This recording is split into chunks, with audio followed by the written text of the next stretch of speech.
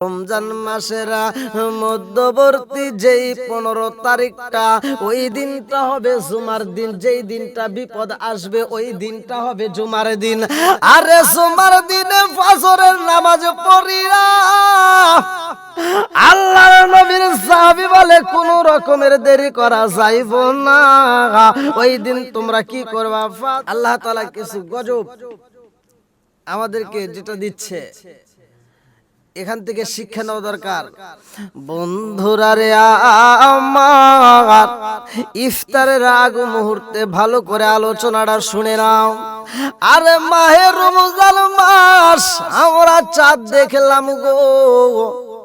বৃহস্পতিবারের দিন আমরা যে চাঁদটা দেখেছি রে ভাই, চাঁদের নিচে একটা ফোঁটা দেখলেন, এক একজন এক একটা মন্তব্য শুরু হয়ে গেছে। 15ই রোজায় আমাদের কিনা দুনিয়াটা ধ্বংস হয়ে যাইব। এই বিষয় কোরআন এবং হাদিস কি বলে? মানুষের কথায় আমরা চাই না, কোরআন এবং হাদিস যেটা সমর্থন করে আমরা সেটাই চাই। ইকতারাবাতিস সাআ, কিয়ামত সন্নিকটে, কিয়ামত সন্নিকটে। ওয়াত্তাকু ফিতনাতাল্লা তুসিবান্নাল্লাযিনা যালামু মিনকুম খাসসা ওয়া আলামু আন্নাল্লাহা শাদীদুল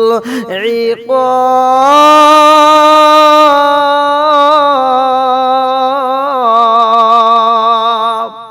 আল্লাহ বলতেছেন, হে গোলাম, ভয় করো আমার সেই কঠিন আযাবকে, আমার আযাবকে, সবাইকে যেদিন পাকড়াও করা হবে।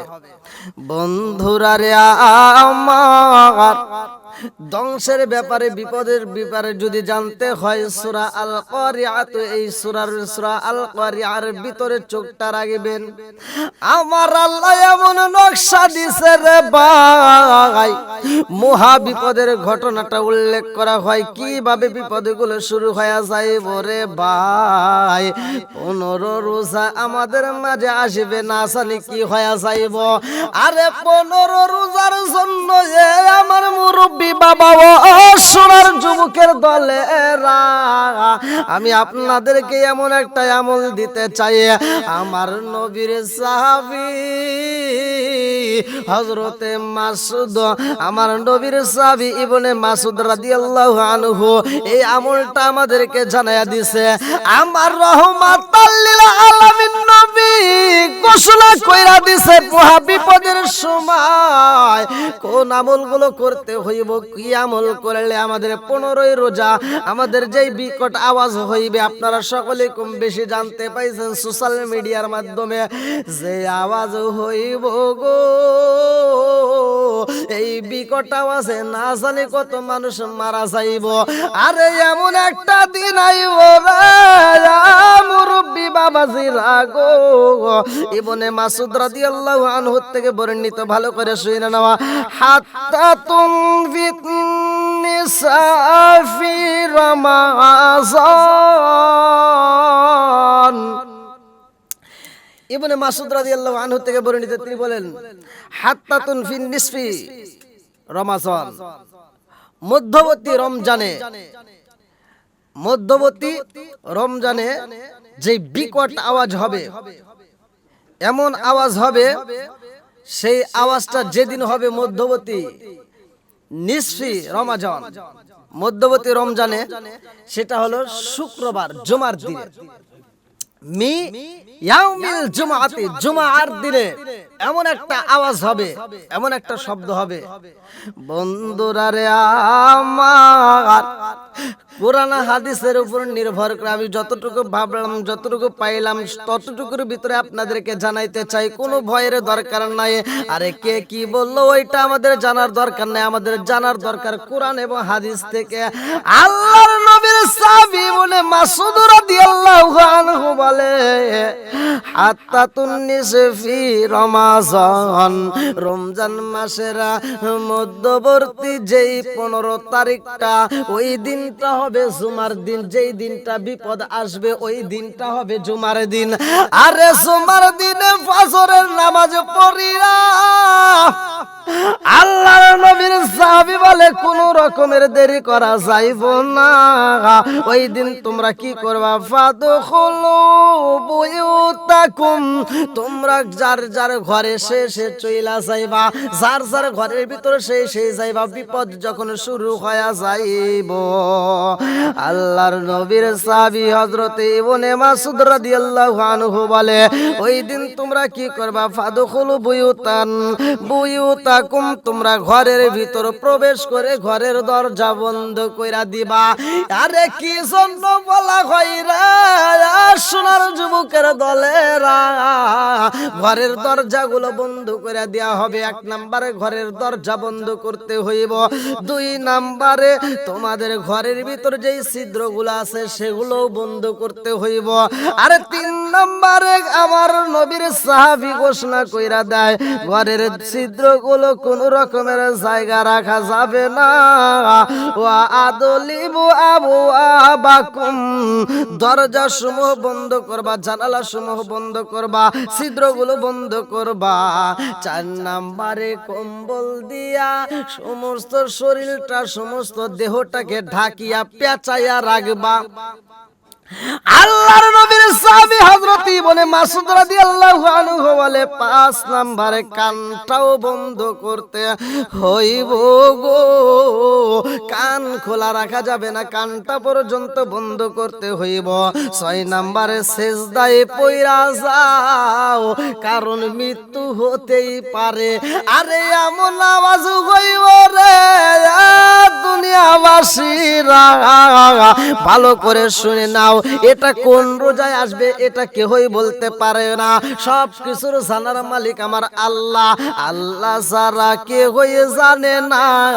এই 2023 সালে এই রোজায় হবে নাকি 24 সালে হবে নাকি 25 সালে হবে, এটা কেউই বলতে পারে না, এটা কেউই বলতে পারবে না। তবে আমাদেরকে আমার আল্লাহ সুযোগ দিছে, কারণ আল্লাহ তওবা করার মতো সময় দিছে রে ভাই। আর সময় নষ্ট করা যাবে না। আরে 15 তারিখে হতেও পারে নাও পারে, তবে আমাদেরকে আল্লাহ এমন একটা সুযোগ দিছে রে ভাই, এখনো সময় আছে মালিকের দরবারে তওবা কইরা আল্লাহর কাছে যদি ক্ষমা চাওয়া যায় আমার আল্লাহ ক্ষমা করবে। ইন্নাহু হুয়াত তাওয়াবুর রাহিম, আমার আল্লাহ তাআলা তওবাকারীকে ভালোবাসে, এজন্য তওবা করার মতো এখনো সময় আছে। আরে দুনিয়ার সব দরজা যদি বন্ধ হয়ে যায় রে ভাই, আমার আল্লাহর দরবারে তওবার দরজা এখনো খোলা আছে রে। তওবা করে জীবনের গুনাহ মাফ চাও। জীবনে যত ভুল করেছি গো, মালিকের দরবারে ক্ষমা চাওয়ার মতো সময় আছে, এখনো সময় আছে। আমার নবীর সাহাবী হযরতে ইবনে মাসউদ রাদিয়াল্লাহু আনহু বলে যদি তোমরা এই বিকট আওয়াজ পাও, ওই মুহূর্তে তোমরা সিজদায় যায় একটা দোয়া পড়বা, একটা তোমরা ইসম পড়বা। আমার নবীর সাহাবী যে তাসবিহটা শিখায়া দেয়, সিজদার ভিতরে যায় তোমরা এই তাসবিহটা বেশি বেশি কইরা পড়বা গো। ওয়াকুলু সুবহানাল্লাহ,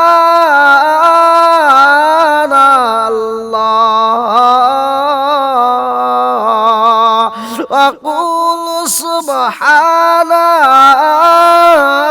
কুদ্দুস, ওয়াকুলু সুবহানাল্লাহু কুদ্দুস রব্বুনাল কুদ্দুস ওয়া কুলু সুবহানা